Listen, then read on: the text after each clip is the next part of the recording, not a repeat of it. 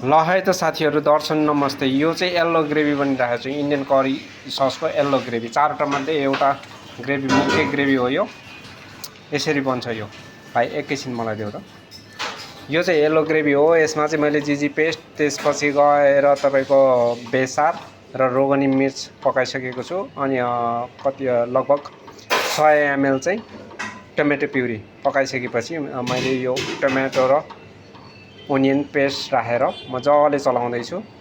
यो चाहिँ 500 ग्राम, टोटल 500 ग्राम हो। यसमा 200 ml यो के छ यो सोयाबिन ओइलमा यसरी मजाले मिक्स गर्नुपर्छ। सुरुमा त तपाईँको यस्तो हुन्छ, यो पकाउनको लागि चाहिँ मजाले मिक्स गरेर तेल सबै नदेखिने बनाउनुपर्छ। नदेखिने भइसकेपछि बल्ल तपाईँको यो उम्लिँदै जान्छ, बिस्तारै बिस्तारै बिस्तारै बिस्तारै पाक्दै जान्छ। ल हेर्नुहोस् है त यहाँ, हैन, पाक्दै जान्छ अनि बल्ल हल्का तेल निक्लिन्छ। पहिला त यो सबै सिद्ध्याउनु पर्यो त तपाईँले, तेल मिक्स गर्नु पर्यो मजाले। अघि कति धेरै देख्नु पर्थ्यो, अहिले तेल सबै जाँदै भित्र पसिराखेको छ नि तेल, हेर्नुहोस् है। यो तरिकाले बनाउनु पर्यो इन्डियन ग्रेभी, येल्लो ग्रेभी भनिन्छ यसलाई है त। यो ग्रेभीबाट धेरै करीहरू बनाउन सकिन्छ, बिरयानी पनि बनाउन सकिन्छ, जे पनि बनाउन सकिन्छ। ल हेर्नुहोस्, सबै तेल मिक्स भइसक्यो है साथीहरू, राम्रोसँग हेर्नुहोस्। अघि कति धेरै ओइल थियो, धेरै भन्नाले जम्मा 200 ml मात्रै हो तेल, हैन। तर त्यसलाई हामीले सबै मिक्स गर्यौँ, ठ्याक्कै येल्लो कलरमा छ। ल हेर्नुहोस्, वाउ, दामी दामी दामी दामी मुला। साइडबाट चलाउनुहोस्। सानो आँचमा आगो सानो हुनु पर्यो। यो चाहिँ उतापट्टिबाट आगो हावा लागिरहेको हुनाले यो यतिको मात्रै हुनु पर्यो तपाईँको आगो, हेर्नुहोस् है त। ग्यासको फ्लेम यतिको मात्रै हुनु पर्यो। यसरी टक्क भाँडामा टच मात्रै खानु पर्यो।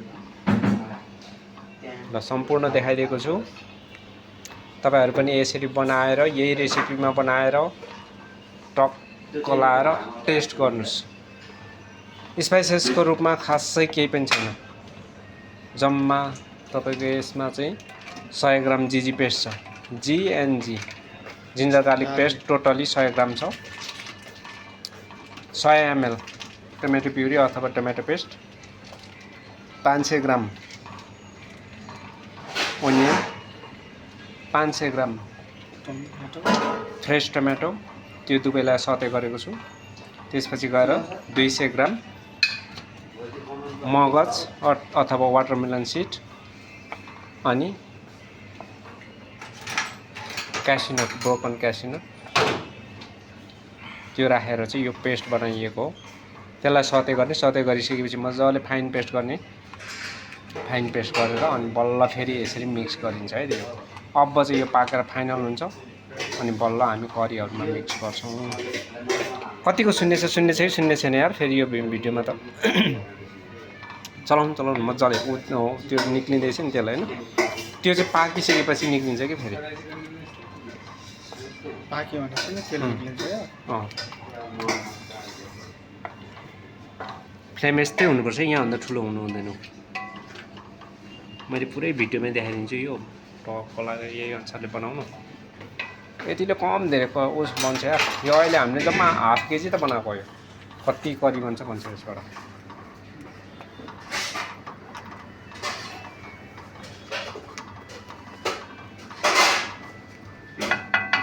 एकछिन छोडिदिँदा पनि हुन्छ। यसलाई यस्तो गर्नु।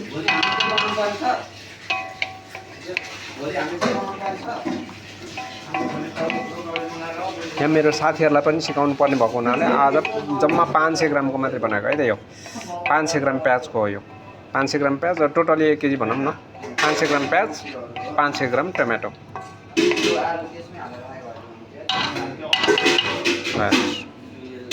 टिक टिक टिक निक्लिँदैछ। अहिलेको ओइल सबै अब त्यहाँ पाकिसकेपछि फेरि निक्लिन्छ। त्यही तेलले पाकिसकेपछि त्यो निक्लिन्छ मजाले, हल्का हल्का चिपचिप तेल निक्लिन्छ। यो पाकिसकेपछि त्यसलाई चाहिँ 20 देखि 25 मिनट मजाले पकाउने।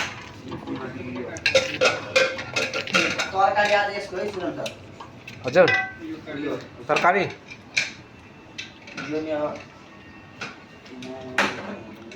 वाउ वाउ, खतरा मुला वही। फुलबारी रोड चाहिँ छ होला।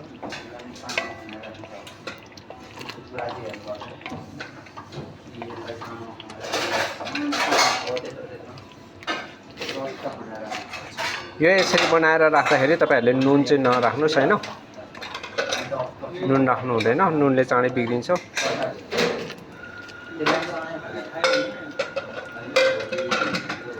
अनि ग्रेभीहरू राख्दाखेरि कहिले पनि डिप नगर्नुहोस्, नर्मलमा राख्नुहोस्। तपाईँले यो 24 घण्टाबाट 36 घण्टासम्म टेम्परेचर कन्ट्रोलमा राख्नुभयो भने मजाले चलाउन सक्नुहुन्छ। त्यहाँभन्दा बढी नचलाउनुहोस्, किनभने यसको टेस्ट नै गइसकेको हुन्छ, टेस्टलेस हुन्छ। आफूलाई जति चाहिन्छ त्यति मात्रै बनाउने। कुनै सेफहरूले के गर्नुहुन्छ, 1 महिनालाई पुग्ने एकैचोटि बनाइदिनुहुन्छ अनि करी बनाएर दिनुहुन्छ। त्यस कारणले करीको चाहिँ तपाईँको स्वाद नआउनुको कारण त्यो हो। हरेक कुरा चाहिँ तपाईँको टाइममा हुनु पर्यो। त्यसपछि गएर के हुनु पर्यो, फ्रेस हुनु पर्यो। त्यस कारणले मात्रै स्वाद आउँछ, नत्र भने स्वाद आउँदैन। जब आफ्नो माल सामान आफूले प्रयोग गर्ने इन्ग्रेडियन्ट्स फ्रेस छैन भने स्वाद आउँदैन। हेर्नुहोस्, यो चाहिँ मैले 2 दिनदेखि 3 दिन, 3 दिन भनेको 36 घण्टा टेम्परेचर कन्ट्रोलमा राख्छु। यसलाई म चिलरमै राख्छु। म चाहिँ डिप गर्दिनँ। कतिपयले डिप गर्नुहुन्छ हैन। डिप गरेको चाहिँ जुनसुकै पनि जेसुकैलाई पनि तपाईँले डिप गर्नुभयो भने जस्तो चिकन भयो, पकाइसकेको खानेकुराहरू डिप गर्नुभयो भने त्यसको चाहिँ स्वाद आउनेवाला छैन, स्वाद आउँदैन। यो पनि हामीले पकाइसकेको कुरा हो नि त, त्यसकारण हामी यसलाई चाहिँ डिप गर्दैनौँ। 36 घण्टाभन्दा बढी पनि चलाउँदिनँ। 36 घण्टाभन्दा अगाडि नै सिद्धिन्छ। मेरो यो भोलि एकै दिनमा यो सिद्धिहाल्छ। म दैनिक बनाउँछु यति त। यसबाट म कम्तीमा पनि 40 देखि 50 वटा करीहरू बेच्छु।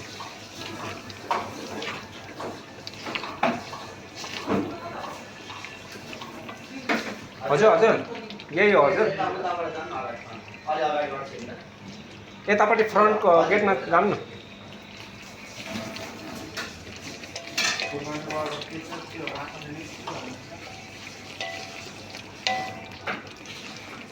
एउटै मेसिन एकचोटि अन गर त। होइन बाहिर गरेको भित्र बत्ती नै लगाएको छैन आज।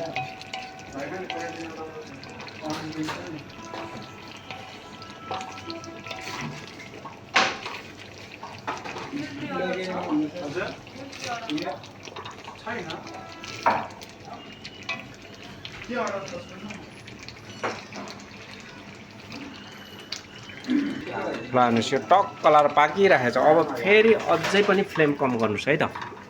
फ्लेम कम गर्नुहोस्। वाउ, यतिको फ्लेममा चाहिँ टक्क लाएर तपाईँले बनाउनुहोस्। तपाईँ जसले बनाउनु भयो पनि यो फ्लेममा बनाउनुहोस्। यसरी चलाइराख्नुपर्छ, तल टाँसिनु हुँदैन। नाइस कलर आउँदैछ, नाइस कलर आउनेवाला पनि छ। दामी हुन्छ यो।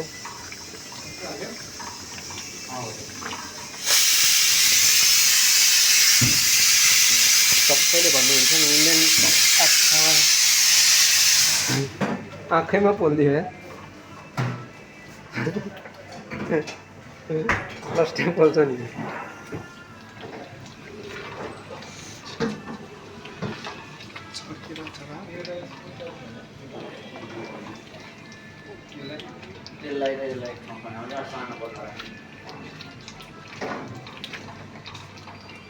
तल टाँसिनु हुँदैन भाइ। 9 मिनट त यहीँ भइसक्यो। 20-25 मिनट पकाउँदा हुन्छ।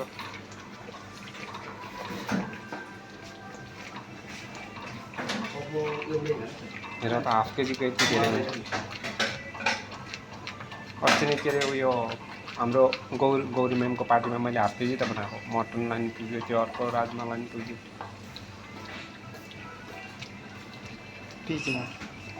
तिजमा हो।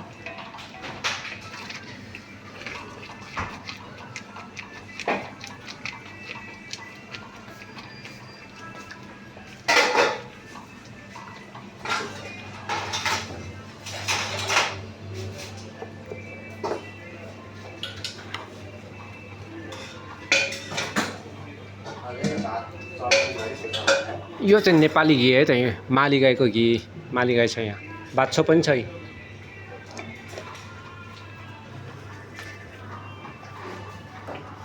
यो सस्पेन्ड त्यसको नाम सस्पेन्ड दिएर चुकुटाले राख्ने भाँडाको नामहरू पनि सबै राम्रोसँग चिन्नुहोस् ल सबै इङ्ग्लिसमा थाहा हुन्छ है सर नेपालीमा भन्दा कसैले नि यो ओ होटल लाइन में चलता है तो इंग्लिश चलता है भाई और थोड़ा थोड़ा हिंदी भर्तीमा मात्रै हो नेपाली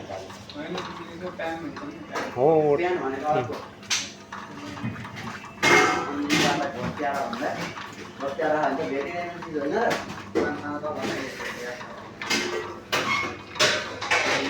सस्पेन्ड यहाँ आउँछ side side side side side को सब यता यता टन्ने छ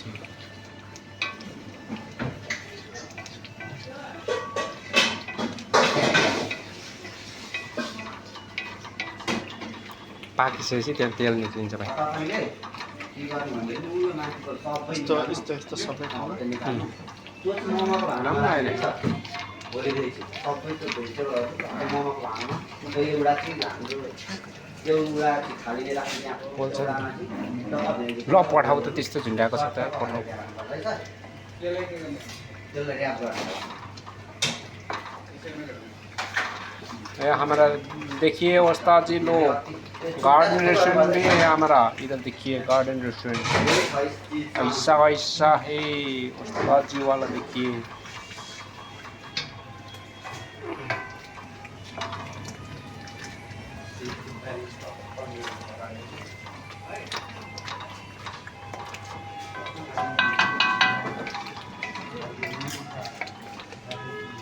यसको नाम मिन्ट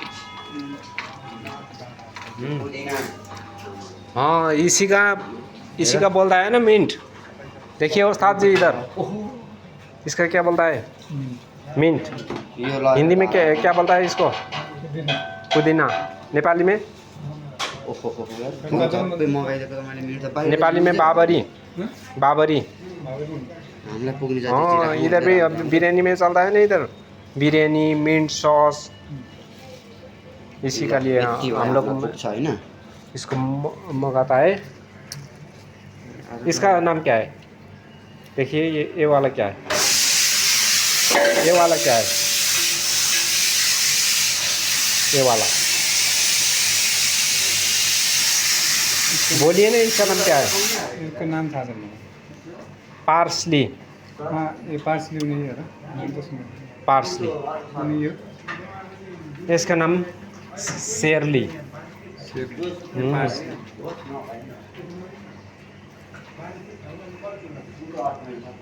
यसको यो काम लाग्छ यसको यो डाँठ काम लाग्छ यसको पत्ता काम लाग्छ हो यस्तो छ कुरो यसको पत्ता काम लाग्छ यसको डाँठ काम लाग्छ यसको सबै काम हजुर सर एकैछिन है सर म ग्रेभी बनाउँदैछु त्यसपछि अनि खड्का अहिले भर्खरै यहाँ गएको छ अर्को भाइ गइसक्यो उसको गाडी पाउँदैन 8 बजे पछाडि फेरि अहिले भर्खरै पठाइदिएको 8 बजे इसको सर